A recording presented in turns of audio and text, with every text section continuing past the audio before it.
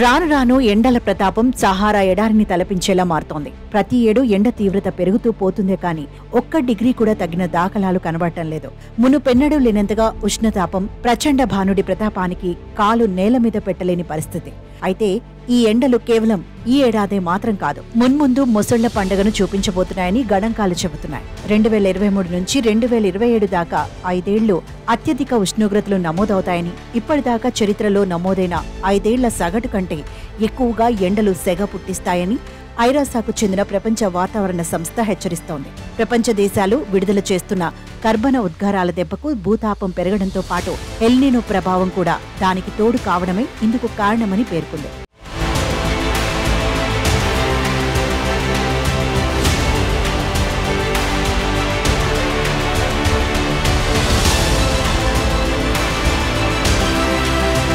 ఉష్ణోగ్రతలు ఇంతలా పెరగటానికి ఏసీలు కూడా ముఖ్య కారణమని నిపుణులు హెచ్చరిస్తున్నారు. కర్బన ఉద్గారాలతో అసలే నానాటికి వేడెక్కుతున్న భూగోళం ఏసీల వల్ల మరింత మండే నిప్పుల కొలింలా మారిపోతుందని శాస్త్రజ్ఞులు హెచ్చరిస్తున్నారు. ఒక అధ్యయనం ప్రకారం ఈ శతాబ్దం చివరికల్లా ప్రస్తుతం ఉన్న ఏసీలకు కొత్తగా మరో 100 కోట్ల ఎయిర్ కండిషనర్లు తోడవుతాయని అంచనా. 2040 నాటికి ఆ సంఖ్య రెట్టింపు అవుతుందని భావిస్తున్నారు. జనాభాతో పాటు ఉష్ణోగ్రతలు అధికంగా ఉండే భారత్, చైనా, ఇండోనేషియా, ఫిలిప్పీన్ వంటి దేశాల్లో ఏసీల వినియోగం నానాటికి పెరిగిపోవడమే ఇందుకు కారణం.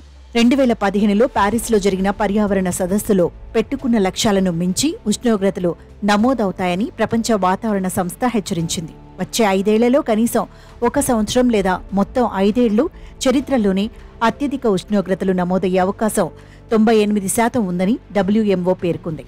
ఈ 5 ఏళ్లలో ఉష్ణోగ్రతలు సగటున 1850 నుండి 1900తో పోలిస్తే 1.1 డిగ్రీల సెల్సియస్ నుంచి 1.8 డిగ్రీల దాకా నమోదవుతాయని అంచనా వేసింది. గణాంకాల ప్రకారం వచ్చే 5 ఏళ్లలో భారీగా పెరిగే ఉష్ణోగ్రతల ప్రభావం ప్రజారోగ్యం, ఆహార భద్రత, పర్యావరణంపై తీవ్రంగా పడే ప్రమాదం ఉందని, వాటన్నింటినీ సమర్థంగా ఎదుర్కొనేందుకు సిద్ధంగా ఉండాలని WMO సూచిస్తోంది.